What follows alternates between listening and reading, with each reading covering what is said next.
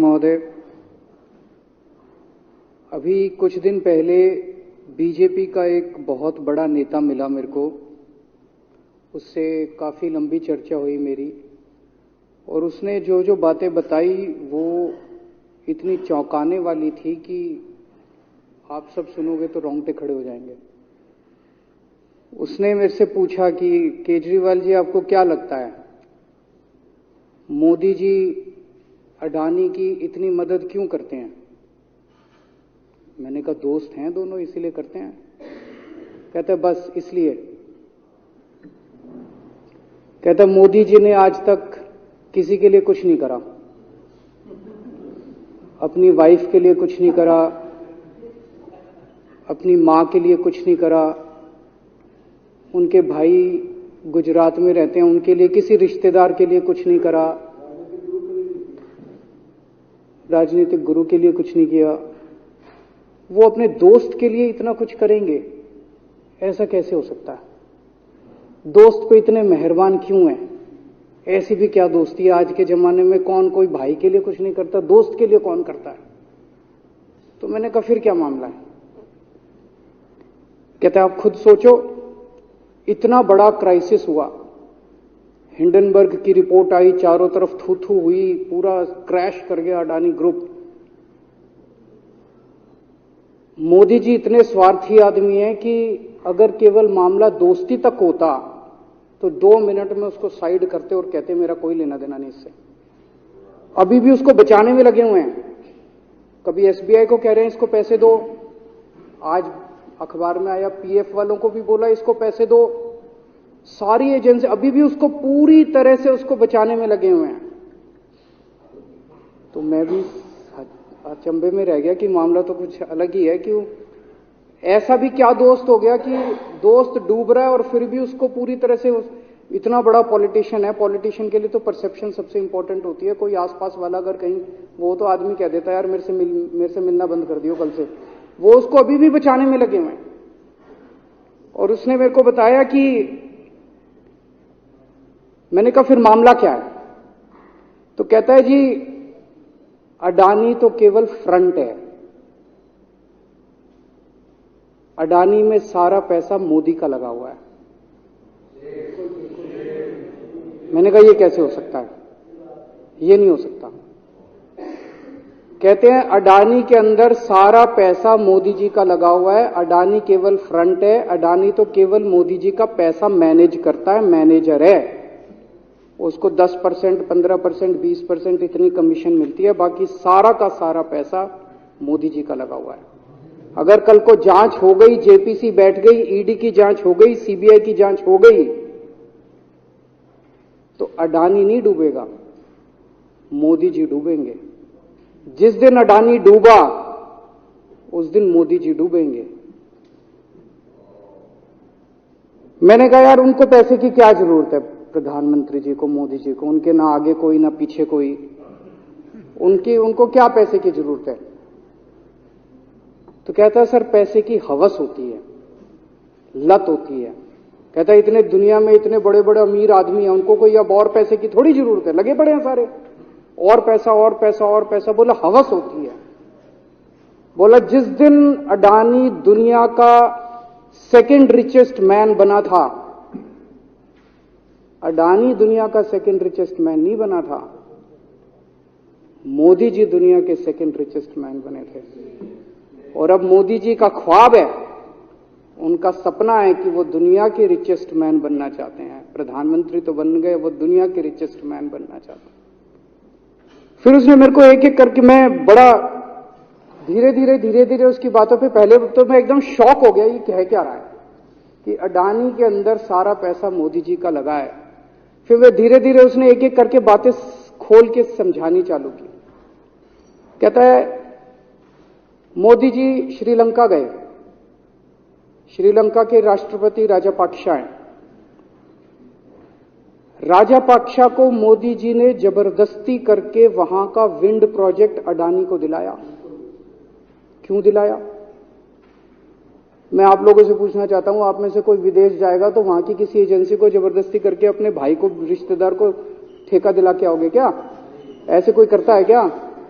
मोदी जी ने जबरदस्ती राजपाक्षा के ऊपर प्रेशर डाल के वहां का विंड प्रोजेक्ट अडानी को दिलाया।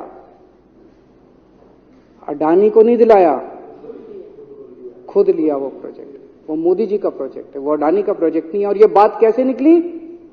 वहां का जो बिजली बोर्ड है श्रीलंका का, जैसे अपने यहां स्टैंडिंग कमेटी है असेंबली की, पार्लियामेंट की स्टैंडिंग कमेटी है, वैसे उनकी भी पार्लियामेंट की स्टैंडिंग कमेटी होती है।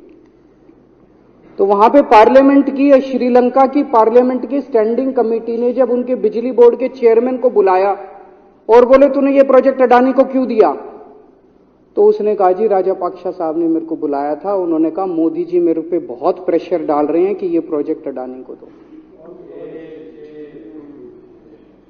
मोदी जी बांग्लादेश गए, बांग्लादेश वालों को बिजली खरीदनी थी, 1500 मेगावाट बिजली 25 साल के लिए। मोदी जी ने वो प्रोजेक्ट भी अडानी जी को दिला दिया। अडानी को नहीं दिलाया, मोदी जी ने वो प्रोजेक्ट खुद लिया। 25 साल तक 1500 मेगावाट बिजली खरीदने का प्रोजेक्ट बांग्लादेश का, वो भी मोदी जी ले आए अपने नाम पे। इजराइल गए, इजराइल के साथ भारत ने कई सारे रक्षा सौदे किए, रक्षा सौदे, वो सारे के सारे रक्षा सौदे अडानी को दे दिए। अडानी को नहीं दिए, मोदी जी ने खुद लिए। अभी 2-3 साल पहले 6 एयरपोर्ट की नीलामी हुई प्राइवेटाइजेशन के लिए, सरकार ने उनकी नीलामी करी, भाई प्राइवेट प्लेयर आके लो। उसमें एक कंडीशन थी कि उसी को दिया जाएंगे ये एयरपोर्ट जिसने पहले एयरपोर्ट का काम कर रखा है। हर सरकारी ठेके में होती है, हम सड़क बनाते हैं, कहते हैं भाई सड़क, जिसको ठेकेदार को सड़क बनाने का एक्सपीरियंस है उसी को दिया जाएगा। हम बिल्डिंग बनाते हैं, हम कहते हैं भाई ये पानी के वाटर ट्रीटमेंट प्लांट लगाते हैं, हम कहते हैं भाई जिसने WTP वाटर ट्रीटमेंट प्लांट इतने लगा रखे हैं उसी को दिया जाएगा। हम सीवेज ट्रीटमेंट प्लांट बनाते हैं, हम कहते हैं जिसको 20 साल का एक्सपीरियंस है, 15 साल का है, उसी को। इसमें भी यह कंडीशन थी कि जिसने इतने साल तक एयरपोर्ट चलाने का काम कर रखा उसी को दिया जाएगा। अब अडानी ने तो कर नहीं, मोदी जी ने तो कर नहीं रखा था, अडानी ने तो कर नहीं रखा था, तो क्या करते? आखिरी मोमेंट पे वो कंडीशन हटा दी गई, बोले कोई एक्सपीरियंस की जरूरत नहीं है। 6 एयरपोर्ट नीलामी पे थे, 6 के 6 एयरपोर्ट अडानी को दे दिए। अडानी को नहीं दिए, मोदी जी ने वो खुद 6 के 6 एयरपोर्ट खुद अपने नाम कर लिए। आज 2021 नवंबर में एयरपोर्ट टेक ओवर किए, 2023 1.5 साल हुआ है। 1.5 साल के अंदर आज एयरपोर्ट का 30%, पूरे देश का एयरपोर्ट का जितना धंधा है, बिजनेस है, उसका 30% बिजनेस जो है वो मोदी जी के पास है। 30%, 1.5 साल के अंदर इतना बड़ा भारत देश, इतने एयरपोर्ट, 30% एयरपोर्ट का बिजनेस आज मोदी जी के पास है। एक और बड़ी इंटरेस्टिंग चीज हो रही है, ये ईडी और सीबीआई को इस्तेमाल करके बंदूक यहां रख के लोगों की फैक्ट्रियां छीनी जा रही हैं। मतलब 10 अक्टूबर 2018 को,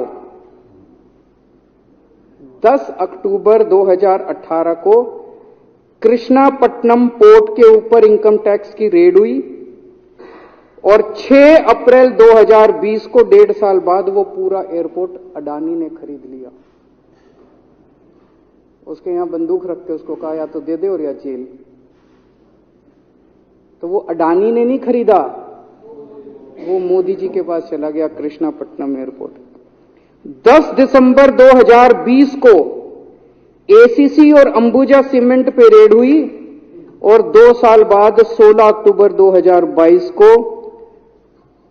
दोनों सीमेंट प्लांट मोदी जी के पास चले गए।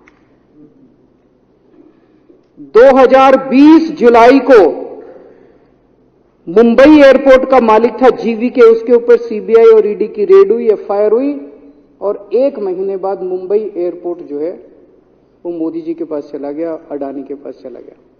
तो ईडी और सीबीआई पे रेड कराते हैं, उसको धमकाते हैं फैक्ट्री वाले को, कंपनी वाले को कि या तो जेल जा और या तेरी फैक्ट्री हमको दे दे। ये इधर तो सुनते थे, हरियाणा की तरफ ये टुच्ची इधर इसकी फैक्ट्री भी छीन ली, पंजाब में भी सुनते थे इसकी भी फैक्ट्री छीन ली, इसकी। पूरे देश के अंदर ये इतनी गुंडागर्दी मची पड़ी है कि ईडी की रेड करा देते हैं, सीबीआई की रेड करा देते हैं, यहां बंदूक रखते हैं और कहते हैं या तो फैक्ट्री दे दे और या जेल जा। ये क्या चल क्या रहा है इस देश के अंदर? इन्होंने अभी थोड़े दिन पहले ऑर्डर निकाला कि सारे जितने पावर प्लांट हैं, जितनी राज्य सरकारें हैं, पंजाब सरकार की, हमारी जो सरकार है उनके पास भी ऑर्डर आया, सारी सरकारों को जितना उनका कोयले की रिक्वायरमेंट है उसमें से 10% कोयला इंपोर्टेड इस्तेमाल करना पड़ेगा। और इंपोर्ट केवल मोदी जी करते थे, अडानी करता था। तो इसका मतलब आपको 10% अपना कोयला कंपलसरी, जरूरत नहीं है आपको कोयले की, लेकिन 10% कोयला आपको अडानी से खरीदना पड़ेगा। हमारे देश का कोयला 2000 रुपए टन है, इंपोर्टेड कोयला 20,000 रुपए टन है। 10 गुना दाम के ऊपर आपको अडानी से यानी कि मोदी जी से कोयला खरीदना पड़ेगा।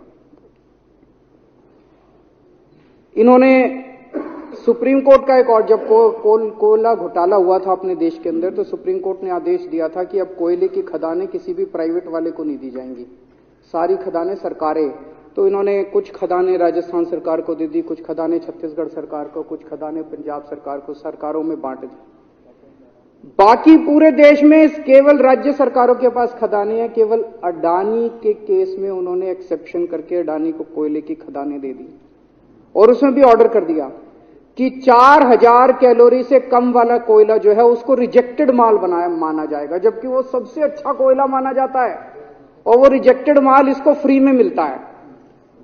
तो कम से कम 2800 करोड़ रुपए का कोयला हर साल फ्री में मोदी जी ले जाते हैं। 2800 करोड़ रुपए का कोयला हमारी खदानों से हर साल मोदी जी निकाल के ले जाते हैं। 2014 में, अभी जो अतिशी जी ने कहा, 2014 में अडानी जी की यानी कि मोदी जी की जायदाद 50,000 करोड़ की थी। 7 साल बाद इनकी जायदाद हो गई 11.5 लाख करोड़। मोदी जी इतना पैसा लेके कहां जाओगे? 11.5 लाख करोड़ रुपए की जायदाद, 7 साल में इतना लूट लिया अपने देश को। 2014 में 609 नंबर पे थे, अब ये सेकंड रिचेस्ट बन गए, अब रिचेस्ट बनना चाहते हैं ये तो। लेकिन कुदरत है, कुदरत तो बड़ी ताकतवर है। किसने सोचा था एक दिन हिंडनबर्ग रिपोर्ट आएगी और 24 घंटे के अंदर सारा तहस नहस हो जाएगा। 1947 से लेके 2014 तक 67 साल में भारत देश ने, सारी सरकारें जितनी आई सबने मिलके 55 लाख करोड़ रुपए का कर्जा लिया था भारत सरकार ने। 2014 से 2022 7 साल के अंदर 85 लाख करोड़ रुपए का कर्जा ले लिया, दुगने से भी ज्यादा। जितना 67 साल में लिया था उतना 7 साल में ले लिया। ये पैसा गया कहां? ये पैसा गया कहां?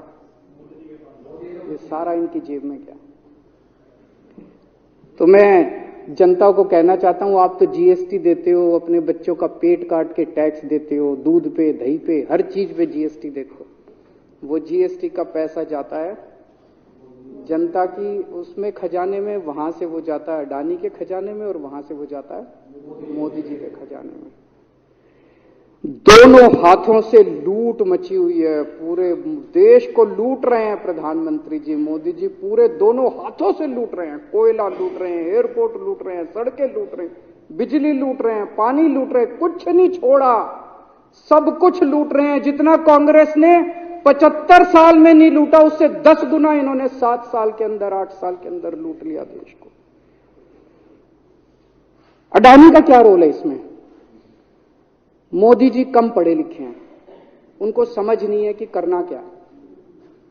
अडानी आके बताता है पैसा यहां लगा लो, इस देश में चलते हैं, वहां की ये कंपनी खरीद लेते हैं, ईडी को और सीबीआई को इसके पीछे लगा दो। वो सारा मैनेजमेंट करता है, दिमाग उसका, पैसा मोदी जी का। उसके बदले में उसको पता नहीं 10%, 15%, 20% कितनी कमीशन मिलती है, लेकिन दिमाग सारा अडानी का है। और मेरे को ज्यादा चिंता इस बात की है अध्यक्ष महोदय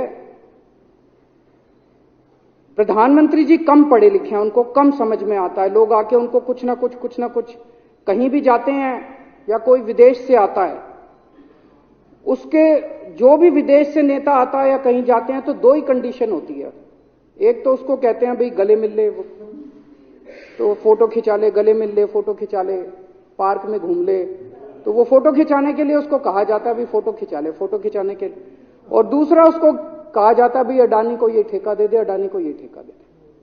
और कोई किसी कईयों को कहते हैं तारीफ कर दे, कोई आके कुछ नेता आके कहते हैं ना मोदी जी तो दुनिया के सबसे लोकप्रिय नेता है। उसने क्या लेना देना मोदी जी दुनिया के सबसे लोकप्रिय, वो आके क्यों कह रहा है? बदले में वो देश, ये जो गोरे हैं ना, बहुत चतुर हैं, बहुत चालाक हैं। ये ऐसे इतने भोले वाले नहीं है कि यहां पे आए और कह गए मोदी जी दुनिया के, वो पता नहीं किस किस चीज पे साइन करा के ले जाते हैं, पता ही नहीं चलता बदले में क्या साइन करा के ले जाते हैं। यही हुआ था 17वीं 18वीं सदी के अंदर हमारे देश में। वो ईस्ट इंडिया कंपनी वाले आते थे, उस टाइम के हमारे राजे महाराजे भी ऐसे ही अनपढ़ होते थे, उनको कुछ अकल होती नहीं थी। उनके राज्य, उनके दरबार में आते थे, उनकी तारीफ करते थे, खूब तारीफ करते थे, और पता नहीं किस किस चीज पे साइन करा के ले गए। 100 साल के अंदर पूरा देश अंग्रेजों ने कब्जा कर लिया। वही हाल अब हो रहा अपने देश का कि हमारे कम पढ़े लिखे प्रधानमंत्री हैं, पैसे की हवस है, और मतलब जो भी आता है 2 लाइन उनके उसमें बोल दे, गले मिल ले, पार्क में घूम ले, अडानी को 2 कंपनियों का ठेका दे दे, बदले में पता नहीं देश का क्या क्या बेच दिया इन लोगों ने। बहुत चिंता है हम लोगों को देश की इस वक्त, जिस दौर से देश गुजर रहा है। मुझे लगता है कि आजादी के बाद से सबसे भ्रष्ट प्रधानमंत्री अगर कोई हुए हैं जिन्होंने देश को इतना लूटा है, तो वो आज मौजूदा प्रधानमंत्री हैं। और उसके ऊपर कम पढ़े लिखे हैं, उनको कुछ पता नहीं, कोई कुछ भी उनसे साइन करा के ले जाता है, किसी को कुछ पता नहीं चलता। मैं संजीव झा के प्रस्ताव का समर्थन करता हूं।